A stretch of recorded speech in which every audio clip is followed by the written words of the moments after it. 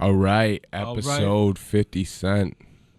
50-50, yo. Murder, I don't believe you, murder. Fuck around and leave you, murder. I don't believe Yeah, first of all, congrats to us, 50 episodes. Hey.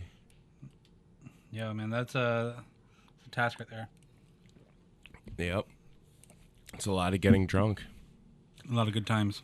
But and crazy fucking conversations. So we missed his last episode because we rambled about Meek Mill so much, and now this is like so long past the point. I think we just spend minimal time on it. But Joyner versus Tory Lanez. Yo, I heard the first two rounds. I wasn't really particularly impressed with either one of them in the first two rounds. It wasn't that hot, but you saw them on live together, right? Like they were all. No, I didn't see that. Oh no, they were all cool and shit. Like. Oh, they're cool now? No, they've been cool. Like, it wasn't like a beef thing. Like, it was like, you know, like... It was just like, let's bar out together? Yeah, you know what? And that's what I respected about it, though. It was like, oh, you think you're the nicest. And other dudes like, you know what I mean? It was like, oh, okay, well, let's flex skills. So that's one thing I respected for it. I'm sorry, there's some weird shit happening down by my legs right now. There's like a girl crawling down there. She's grabbing a fucking puppy. This is fucking awkward. Okay. Yeah. Yo. So if you got that dog all handled, then I'll close this door, and yeah, we can continue. Okay, sorry about that, but yeah, so yeah, that threw me off. So you heard all the rounds? Like I heard all the rounds. What was there 3? Yeah, and to me, it's like one of those battles where, to be honest with you, like people are picking sides. I couldn't really pick a side, like because they both did their thing, like. Joyner did what he was supposed to. I think he could have came a little harder for being known as a lyricist. But the thing is about Tory is people don't, like we talked about this before when he went up on Flex, like people don't look at Tory like a lyricist because he makes a lot of hit records, like singing records and shit. But Tory can rap. He killed it on Flex. He's been being able to rap. Like Tory's been nice as an MC. So like, we already said that. I think to a lot of Toronto mans that ain't a surprise, but I think to a lot of other people, like even a Joyner, like, oh yeah, you make hits, but you can't spit like me. But it's like Tory's big now, but like I heard about him like years ago, super years ago. Yeah, like I heard about him a long time ago. It makes me wish I would have got that interview. Right? You know what I mean? But at the same time, like I probably heard about him like at least like yeah, fucking 7 years ago. I just shared on Twitter the other day. Someone shared a video of him when he was like in high school. Yeah. He hardly even looks like Tory Lanez, but you can tell it's him. Yeah. And the way he's spitting, it's just like it's like Cassidy meets like fucking Eminem almost, and like his bars are on point. They're sharp. He just stabbing this dude to death lyrically. I liked him and back it's then. him as like 15. It's like him in like high school or junior high, like he's got like a white tee on. It's like you know the super hot fire videos or his boys are like yeah. It's like that except Tory's spitting bars. Okay. And I'm like, yo, like that's what I mean. Like Tory's been able to spit. Toronto knows it, but the rest of the world ain't ever seen it. Yeah. And because he's a hit record making guy. The thing is, like with Drake, when Drake came out, he focused on singing on hooks, but he still rapped on verses. So he immediately appealed to both audiences as to where I feel like Tory like picks joints. He does like what Drake does now, but Drake already established himself as a lyricist early on. Yeah. Right? As to where Tory, he's got big off doing the crossover records. Yeah. So a lot of people look at him like a singing dude. Like, and even the lines in Joyner shit, he's like, yo, like an R&B dude or stick to singing or whatever. But it's like, for you to say that, you don't really know Tory. Yeah. Because, like, yeah, when I first heard him, like, I think people in Canada probably know. But, like, people worldwide don't know. Exactly. Yeah. I heard him spit, like, so Tory years been ago. spitting. You know what I mean? So, like, to me, it's no surprise. Like, and to be honest with you, like, see, Joyner makes more records focused on being an MC, which at the end of the day, like coming from the class like I'm from, what I respect in lyricism, I appreciate that. Yeah, and even like but Tory, he makes like hit records that I dig, and then when he does go lyrical, like I'm like, yo, he killed it. Yeah. But and that goes to the argument as well too. Like growing up, I was always like, yo, the dudes who make less lyrical records have the advantage because when they make one, they can use all the shit they've been thinking of for this long. Like when Jay-Z made Threat, it wasn't fair to other rappers because, like, not to say the rest of the Black album wasn't sick, you know, public service announcement, like, fire, you know what I mean? But, like, look at the albums before, like, The Blueprint, fire too, but it's not a fire in, like, bars, it's fire in, like, content, you know what I mean? I wasn't really big on The Blueprint, but Oh, The Blueprint's fire. But, like, even before that, you know, like Hove, like, to me, like, Reasonable Doubt, you got a lot of bars, right? And then Volume 1, you got it on certain joints. You got it on, like, City Is Mine, Where I'm From, shit like that. Volume 2, I don't think you got many bars except for, like, It's Like This. And then Volume 3, you know, you got it on, like, So Ghetto.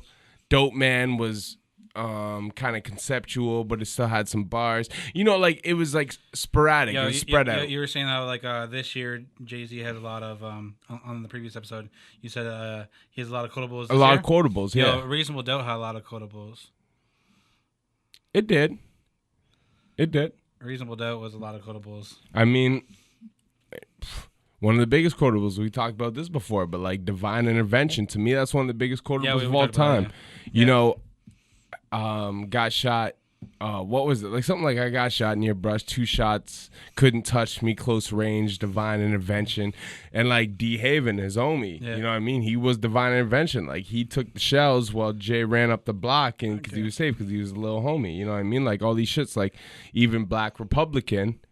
Like, once you know the story of D. Haven, then you listen to Jay's music, you can tell what verses are about him. Black Republican, directly about D. Haven. Even though you was nothing but a son of my mother's friend, we had covenant. Who would have thought the love would end? Like, all that shit, that's all about, like, you know what I mean? But, like... Okay, so I don't want to go too far out of where we're going. So you heard all 3 rounds. So who do you think... It was only 2 rounds. There was 3. To my knowledge, it was only 2, because Tory did his, then Joyner did Liddy, then Tory did Liddy again, and then Joyner did... the Kodak beat. Okay. So who do you think of the 2 rounds? To be honest with you, man, like, this isn't really a beef like that. Like, I think this is one of those things that's good for the culture. Okay. And I think it's good because it showed people that Tory ain't playing. Like, a lot of people that might have slept on his Funk Flex interview. Because, like, I fuck with Lil Baby, right? But Lil Baby just went and did Funk Flex. And I'm not going to lie to you. I didn't go peep it. Because I'm like, you know, I fuck with Lil Baby, but, like, do I fuck with Lil Baby like I fuck with Black Thought? Like, I fuck, like, you know what I mean? Right. Like, these other dudes who go up and do Flex, like, no, not really. Like, I'm not really trying to hear what Lil Baby has to do on Flex. I'm sorry, because I fuck with Lil Baby. You know what I mean? Like, I like his music. But that's where we've got to in hip-hop. And I think that's the thing with this, is that Tory is showing people, like, I'm not Lil Baby. You know what I mean? Like, I'm not one of these dudes. Like, don't just take me for sweet. Like, I really rap. And people from Toronto and shit know, like, Tory really raps, but the rest of the world doesn't. You know what I mean? They know him as, like, the Say It dude, or, like, you know what I mean? Right, like, people don't know outside of. But so, to me, that's why this beef is important. But at the end of the day, you know, they're both cool with each other. Like, none of them, like, they don't really hate each other. They had some good calls on one another, you know what I mean? But I just think this type of competitiveness, it's like when Kendrick did the Control verse, you know what I mean? Like, it's important for the culture, but it's nothing serious. Right. And so at the end of the day, you know, I think Joyner did his thing. I think for Joyner, for being known as a lyricist, could have come harder. But at the end of the day, you know, Tory, I almost think in certain parts of it, tried too hard. Like, I think it was a pretty even fight, to be honest. Like, I don't think Joyner... There's no clear... Well, it's because you look at them in certain ways, right?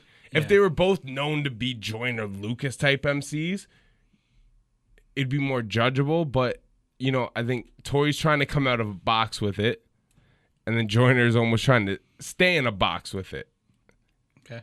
And it's friendly competition. Yeah. So at the end of the day, I just think it was good for the culture. I think it was dope.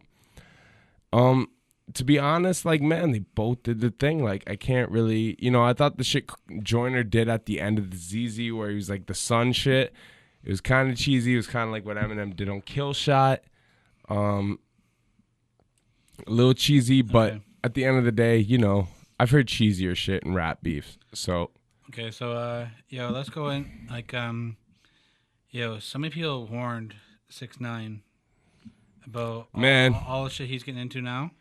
The thing is, by the time this airs, we don't even know what new information will be out. Because within the last week, 6ix9ine's been shifted from this place to this place, and he's been a snitch. Now he's not a snitch. Now it's a tactic from the feds, and now this. Like, to be honest with Let's you, just like, move on.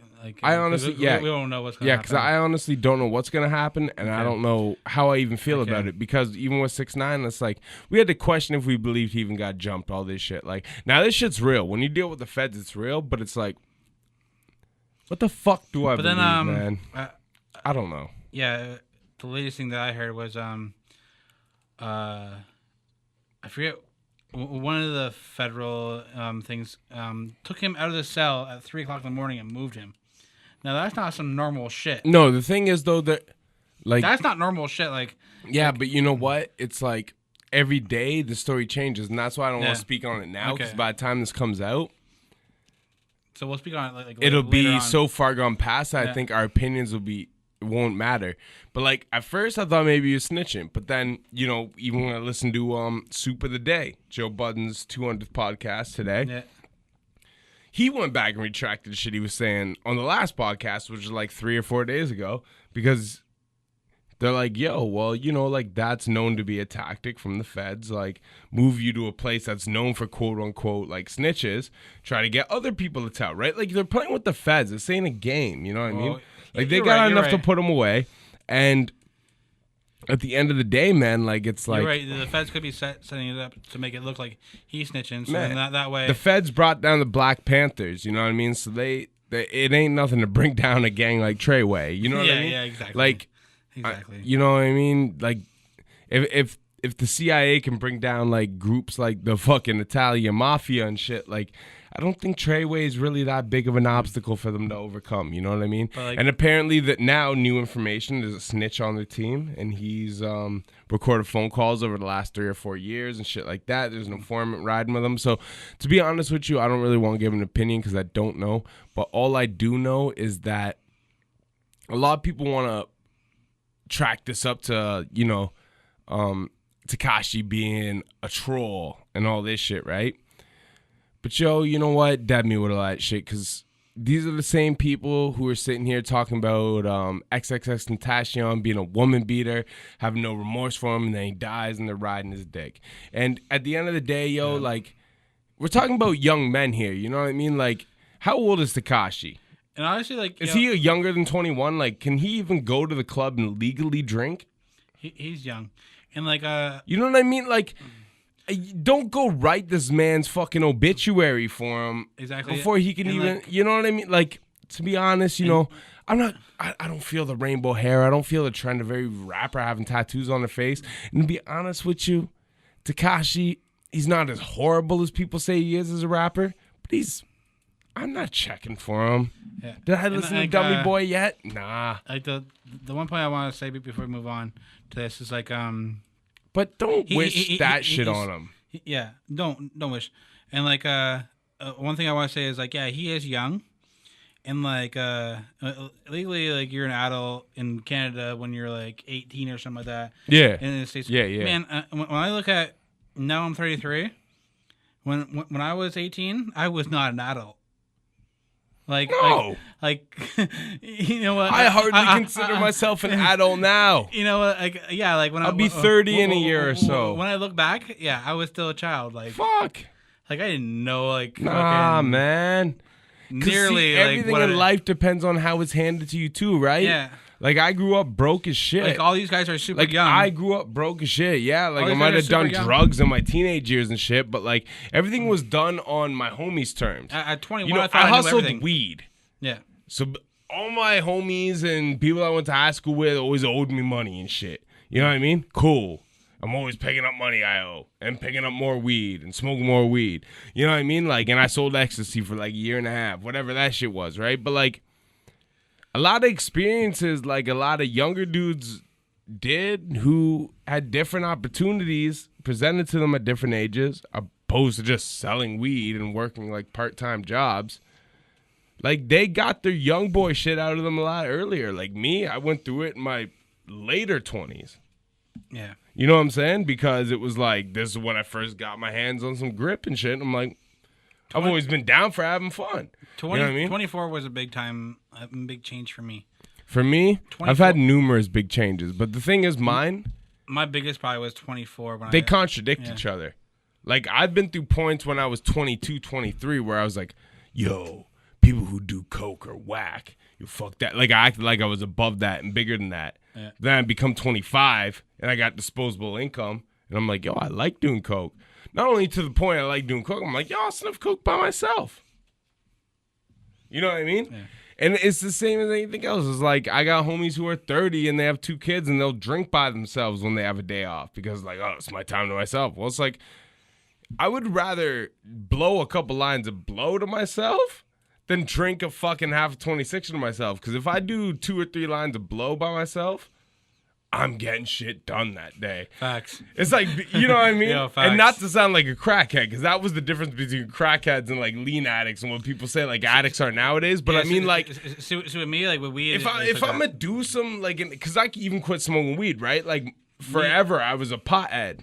Now I hardly smoke pot. And now I go home after a day at work. If I smoke pot, I'm going to literally sit on the couch, veg the fuck out, eat 3 bags of chips, 20 chocolate bars, and sit there and pass out at 9 p.m. and not get a single fucking thing done. And then I wake up next day, and my girl's going to be like, oh, you never do anything. You never help me do shit. We got a puppy. He's crying, blah, blah, blah. If I did like a line of blow or 2, I'd have been up till 3 in the morning. I'd have taken that dog out 8 times. I'd have edited 14 videos. I'd have made a new beat, and I'd have written 14 verses. You know what I'm saying? Like, yeah. To me, as I get older, I'm like, it's not even about like the thing of like judging people for what they do. It's about the way you do what you do and the way you move. See, same thing you said. That's what me with weed. If I don't smoke weed, I just get distracted and I do a bunch of like other shit. But if I smoke a fucking fat joint when I get home, I'm editing videos. I'm like fucking. I'm getting. But you know what though? But it affects everybody differently. You know what though? No, I'm not even hating on you right now. I'm just being real with you because I've been that pothead that used weed to function for years. Like I smoked weed all day, every day, like at least a quarter a day, if not more, for 13 years of my life. It wasn't until about a year and a half ago I stopped smoking like that. And I'm gonna be honest with you, you use weed as a crutch, you're using it as an excuse, and I guarantee you 3 out of 5 times that you're saying what you're saying right now, you don't actually end up doing that. You have to force yourself to still do that shit. Every time you go home after work, you're not smoking weed and sitting there editing videos. 3 nights out of the week, you're going home, smoking weed, and either jerking off on the couch or watching a movie. You're editing videos 2 out of those 5 nights. Well, I'm jerking off every night. That's key. But I'm just saying, like, that's why to me, like, when I was like 23, 24, and I had friends who were doing coke all the time, I was judgmental. But do you know what my judgmental was coming from? Is that I was a pothead who felt lazy all the time, getting a lot of shit done. And these dudes weren't even smoking weed. And they were doing drugs that boosted their, like, productivity, whatever you want to call it, in them. And they were still doing nothing. And I was like, that's sad. You know what I mean? So as I've got older, once I stopped smoking weed, I'm like, if I want to do anything, I'm doing anything that's an upper. You know what I mean? Like, give me Adderall. All right, cool. You got some MDMA? All right, cool. You got a little bit of cocaine? I'll do a little bit of cocaine. Cool. Yeah, smoking weed, I'll do it. But I'm not really smoking weed on nights when I know I need to be productive. Because that's the thing. When you smoke it all day, every day, it becomes a thing that doesn't get you high anymore. So what you do is you spend your life combating being tired. So like what I used to do is I used to drink copious amounts of coffee. Like I used to spend at least $10 a day on like Tim Hortons and McDonald's coffee, plus make coffee at home. Because I'd be combating the fact that I was always high. You know what I mean? Like at my old job, I'd make like 2 or because I had the free Keurig. So I'd make like 2 or 3 coffees at work while I was there. Then at Queen West subway station, there was a McDonald's. So I'd stop there and get a coffee on my way home. And like, it was always drinking coffee to combat being high. But then once I stopped smoking weed, it was like, okay, now I don't have that marijuana focus of being creative anymore. Now I have to do this on my own, which is cool. But when you stop smoking weed the way you did, taking a puff or 2 gets you high now. So now it turns you into Dave Chappelle on Half Baked. So now you have to find new ways to maneuver. Like, I can't just go home on a Wednesday night, smoke a blunt, and be like, I'm going to work on videos for 3 hours. That ain't happening. I'm going sitting on the couch with my girlfriend, kissing her a few times, falling asleep at 8:30 p.m. Okay, so same thing you said. Okay, you do a line of coke and then you get up. If I do a line of coke, okay, so, I'll be up till 12 at night, and I'm working on shit. See, with me, all the shit affects everybody differently. So with me, like if I do a couple lines the night before, the next day is a fucking write-off for me. I don't get nothing done. No, but you know what? That's nothing. That's mind state as well too. Cause I feel or like maybe shit. it's part of being a pothead. I feel like you know shit. What? I feel like shit. Because you know what? I used to feel the same way as you. Do you know what? I don't want to do anything the next day after doing coke. Honestly, I used to feel the same way as you when I was a pothead. In the moment. That's why I didn't do coke and I didn't do any of this shit. It actually took me to quit smoking weed to appreciate cocaine. I'm not gonna lie to you. I was a pothead for fucking 13 years of my life. From 13 to 20. No, when did we start dating? Well, what? I'm 29 now. So I was 28, 27. So I was 27 when we started dating. And from 13 to 27. So what is that? 14 years? Yeah. So for 14 years, I smoked at least a half quarter to a half ounce every single day. I was a full pot. You know me. Yeah. You know the old me. Now, when I first started dating Lalisha, that was the first time I really felt like I really didn't need it. Like, I would come home from out of town for the weekend or whatever I was doing, and like I'd go hang out with her, and we'd hang out. We might have a few drinks and stuff, which I didn't drink much before I started dating her. I also put that on the table, right? Like, yeah, I've come to a point where I don't drink much now either. But for a while I did, right? Anyone who has obsessive compulsive behaviors, you replace them. That's what you do, right? And that's why right now my girl's always trying to tell me, like, oh, you're starving yourself. No, I'm not. It's just I understand what compulsive behaviors are and replacing them are, right? So if I'm not doing a certain compulsive behavior, then I'm doing another compulsive behavior, right? And it's about adjusting yourself to not do compulsive behaviors, spend that energy on things that you want to accomplish and do, and not be bored in the process. Now, the only problem is back then, it was easier for the fact that all I was doing in my free time was really, I wasn't focused on building a media company. All I was focused on was making beats and rapping.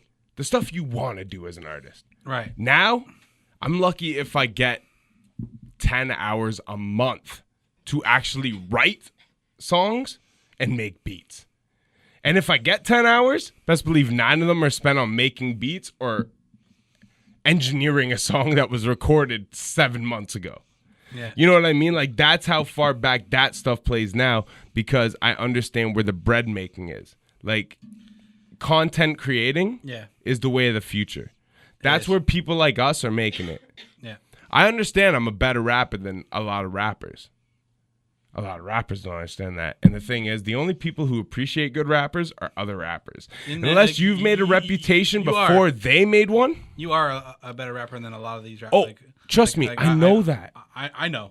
I appreciate you saying it, but trust me, I know that. Yeah. Just from the way I study hip-hop that other people don't even know. Like, when you came over earlier today, I'm playing you a special ed song, and you're like, yo, it's a special ed. I'm like, I'm surprised you knew that. And you're like, yeah, but I never heard this song. Yeah, I didn't hear that particular song, but I knew. But it was a fire song. Yeah, it was. And this is what I'm trying to say is, like, and like special ed's like a rare, like a lot, like if you're not a hip hop head, you don't know special ed. You wouldn't even know. I was impressed you knew it was special ed. You're a little bit older than me, so after I thought about it, I'm like, it makes sense you know that. But it just shows me that you understand hip hop the same way, right? Yeah. And to me, like, I used to be very passionate on that and strong on that. And as the years have gone on, I'm not gonna lie. About a year and a half ago, Chris came over one night. Chris Jackson, Chris Got Rock, shout out to him, Maximum FM. And he was like, yo, like, he's like, I don't think you're a whack MC, trust me. He's like, I think you're dope. Yeah. He's like, but with the way I see media going, the shift in things, and just the way you understand hip hop and understand the history for your age, like as 28 years old, to even know who, like, you know, like Coca La Rock is and like what these people's imprint on hip hop is, even to a small degree for your age. He's like, your flourish is media. Yeah. And ever since he said that to me, I took a step back on my music career and started taking my media career more seriously. Because first off, Chris and the Get Loose crew were the first Canadian hip-hop group to gain international sales. So he's a pioneer. Facts. Not only that, he's my OG. He got me on Max FM. And he's my OG. Like, when I've had issues, he's been the one who will call me at 11 at night and talk me through and be like, yo, you bugging. Like, stop being emotional. Or, all right, you're validated in this. Most times it's like, yo, dude, stop being emotional. Sleep on it for a couple nights, come back and think about it. You know what I mean? Yeah. And like, yo, you need that, like, you need that balance, but you need somebody to keep it real with you like that. Like, but you know what's crazy? And this isn't beef to anyone as well. You know, because Bell City, I'm so glad I moved from there. Because I was the illest in Bell City. Ain't no one in Bell City touching me. Facts. Is that facts, though? That's facts. Am I just tooting my own horn, or is this facts? No. That's facts. The closest to me is Scott Free, which I'll give the utmost salute to. Yes. I love Scott Free. And he's coming up to do Breaking Wreckords radio with us in a couple weeks. Like, I'm not disrespecting no one here. Aside from Scott Free, next closest up is Calvin, Young Versetti.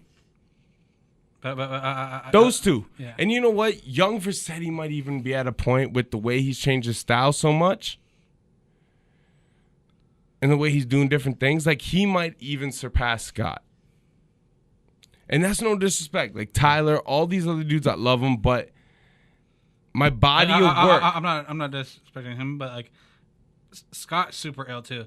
Yeah, like, he is. He's I feel like, and I don't even feel like Versetti's giving me a run for my money.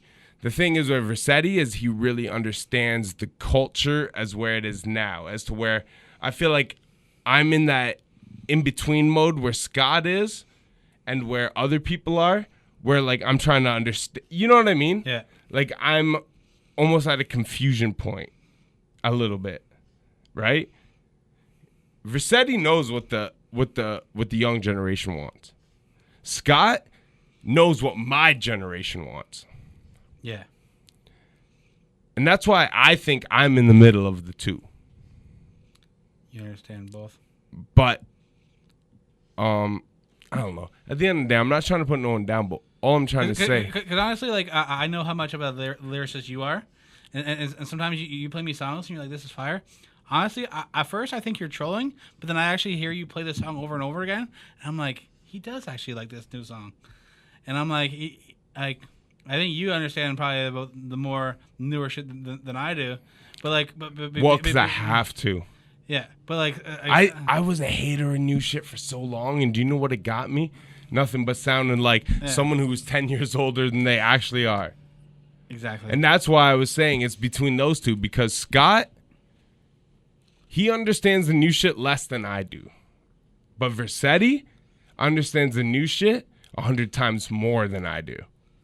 Now, if you could turn Scott Free and Versetti into the same MC, they would have me beat. They would have Bell City's title. They would be the best rapper to come out of the city. But to be honest with you, and it's not this, you know, it's not humble brag, and this isn't trying to toot my own horn, but you know, people from Bell City know the work I've put in, the shit I've done.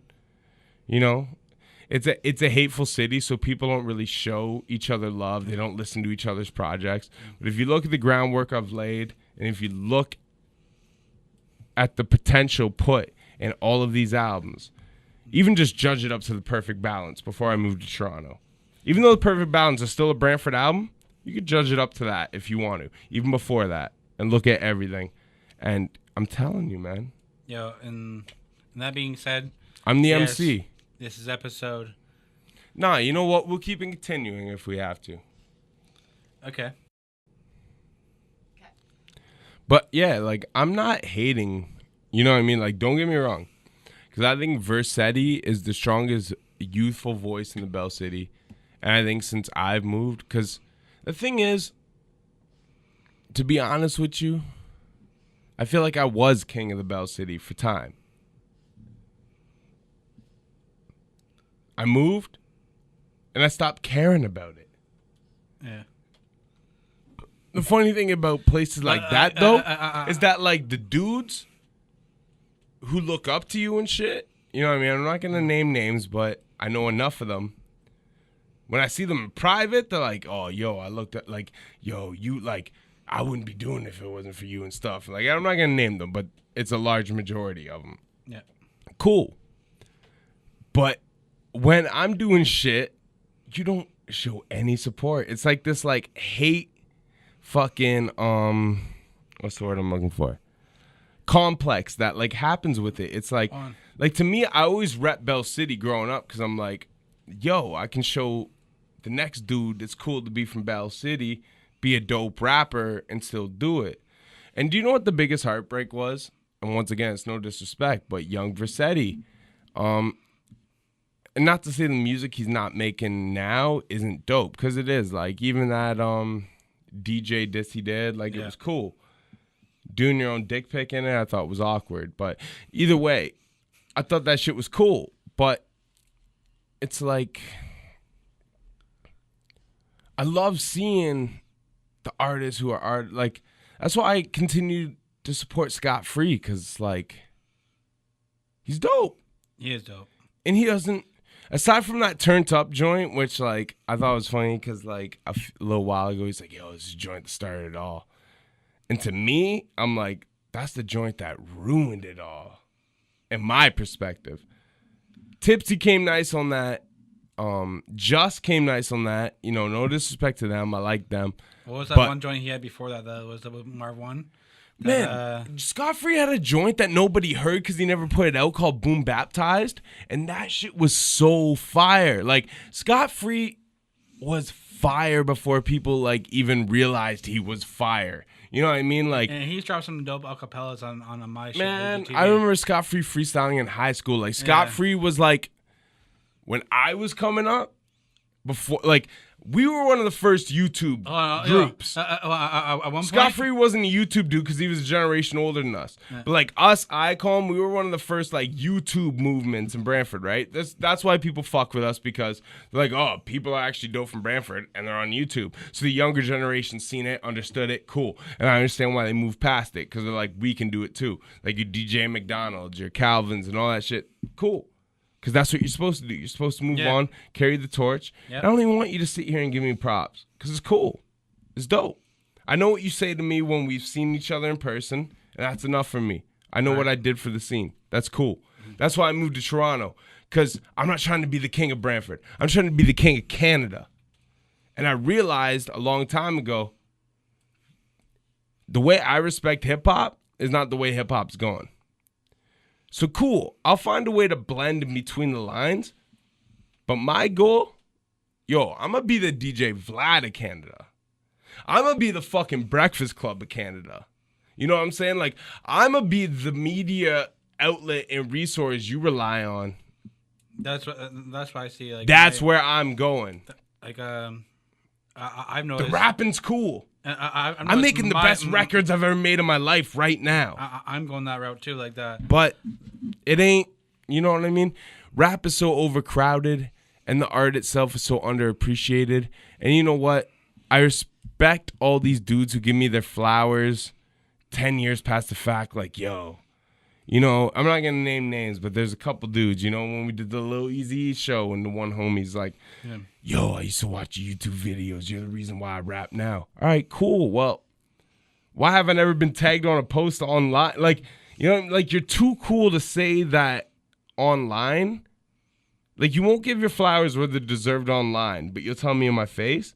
Like, that's almost more sucker than anything. Like, I'd rather tell somebody on Twitter, like, I'd rather tag Eminem in a tweet and be like, you inspired me to do the way I do this rhyme style, than to see him in person and spend the 5 minutes I have in his face and be like, yo, you inspired me to do this and this. Like, you know what I mean? Like, there's a time and a place for everything, and I just think everybody's so caught up in being the man that nobody wants to show appreciation or love. Yeah, it's too many, like, yes men's in your face, and then, like, how they really feel.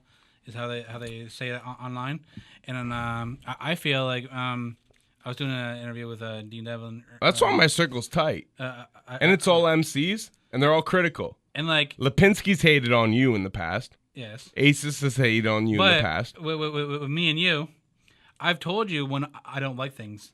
I told you what part I didn't like. I didn't say. See, and that's what I like. I didn't and that's say, why you are one of the few people Yeah. I show my new music to. Yeah, Because you will legit be like, I didn't like this. I like this. I like this. And I know your hip hop knowledge. Yeah. And I know the fan base I'm reaching for, just the type of people that I understand to understand it. And that's the way I've always been with like. And that's what I like. Everybody. Like I feel. I don't want to play it for a 17-year-old who listens to Lil Pump and be like, well, I like that. Well, you're not you're not who I'm appealing to. You know what I used to hate when like somebody would like I play a new song for somebody, and they would say that's all right.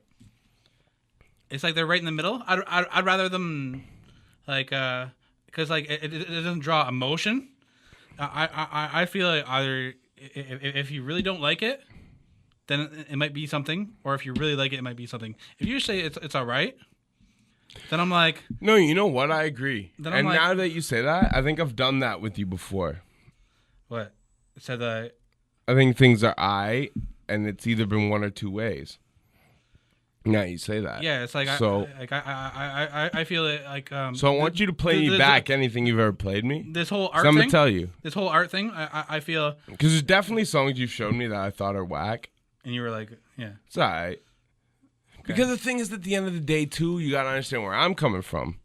I know you understand bars and shit. I want you to say, I don't like that. If you really don't like it, I want you to say that. I don't want to hear it's all right.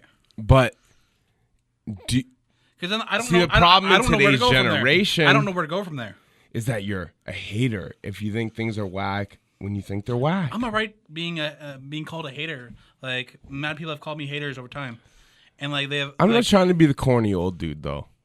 No, like I try my hardest to understand you, and like that's the thing. But I fuck with like shit. Like I do points. fuck with new shit. Like I like Lil Baby and Gunna. Like you can't even stand it when I play it. No. I like it. I'm not. And then you'll play me some shit, and I'll be like, I don't even think it's lyrical, but you'll feel it. Yeah. You know what I mean? Like I feel the most intense levels of lyricism, but I've learned to appreciate the most simplest form of simplism. Yeah, it's almost like like you said earlier, for years you were always about to like this super like the rhyme scheme. I tried to be the best rapper over everything, but that was the Brantford syndrome. I wanted to be the best rapper in Brantford. When I left Brantford, it slowly became not being the best rapper anymore because the best rappers in Toronto don't get love. Songs. I want to make the best songs. That's why I've always been on. That's why when you told me, when I played you that new song of mine, and you were like blown away, you're like, yo, this is the one. Yeah. And I'm like, dope, because that's how I feel. But coming from a perspective of someone who's always been about being the best rapper, it's hard to have that feeling about your own songs. Yeah. You know what I mean? Even if it is the one. And even if my girl's telling me, like, oh, my God, like, this is the best song you've ever made. And I'm like, well, is it, though? Then I send it to my other homegirl.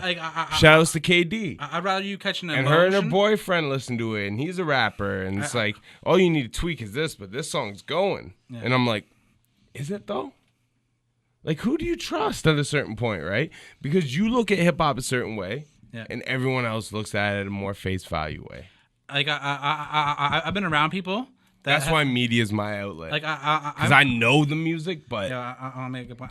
I've been around people that have always told me that they didn't like oh I don't like that, I don't like that, I don't like that. And I've been around people that said I like that, I like that, I like that. Like I want to be around. I want to be around people that will say I like this, but I don't like this. But you know what?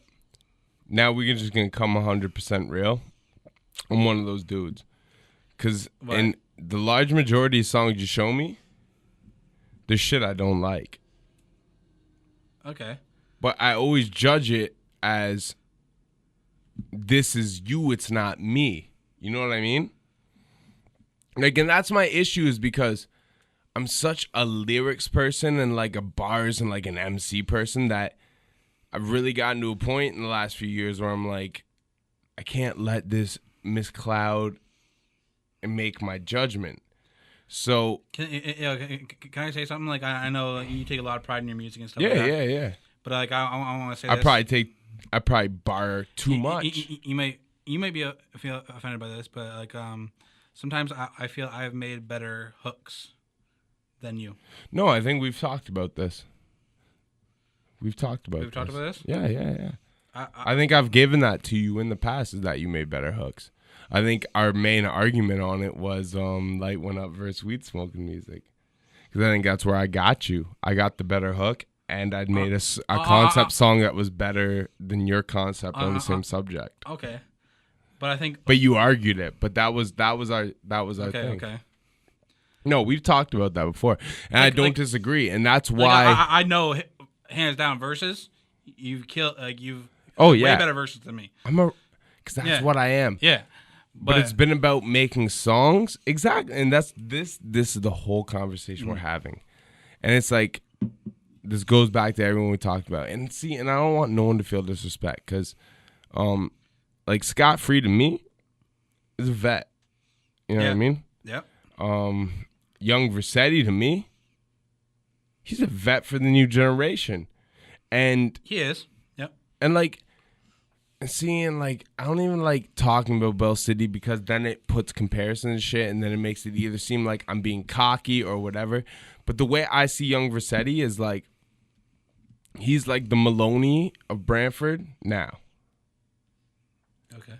I was that dude who was trying to assemble all the different crews, no matter if they had feelings with each other, one another. Like, remember when you guys are Common Dreams or whatever it was, you know what I mean? There was always one dude from every clique that had an issue with me or someone I rapped with.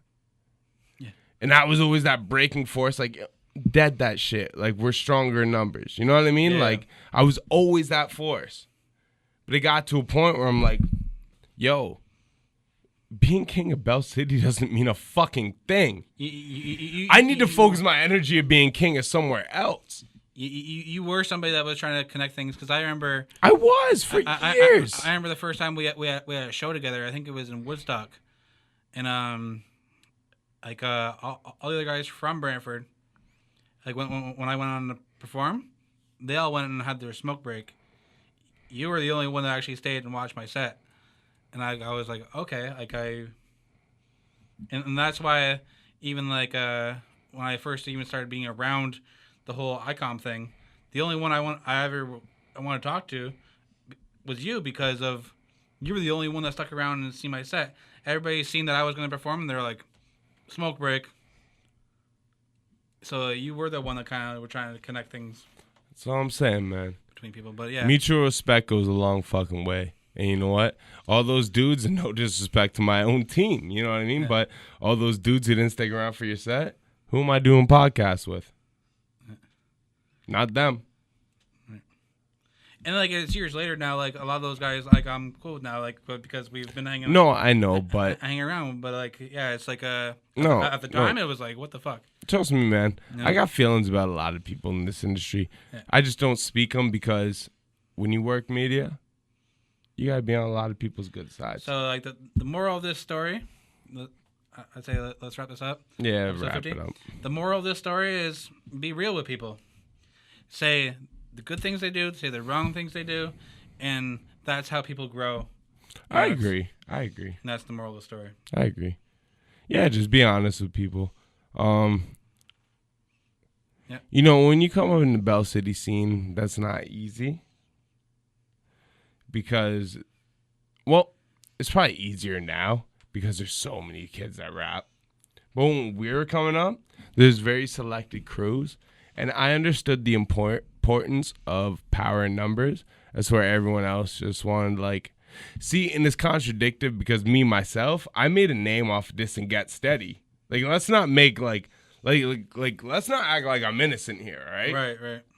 I made my name off of dissing the prominent rap crew in this city before me. Yeah. The only difference is when I listened to them, like, I was trying to hit girls up and shit. And like, oh, listen to Get Steady. And I'm like, I listen to their music. I'm like, these dudes are trash. Like, this is what you listen to? Listen to this. And they're like, oh, you're way better. You know, like, you know what I mean? It's all always simple shit like that. But if I never diss Get Steady, right. There's no Maloney. There's no Icom. There's no Breaking Records. Breaking Records radio would not be what it is today with 1 million watched viewer minutes. Congrats to this, man. And congrats to us on episode 50. Episode 50. And we signed the fuck out. Peace.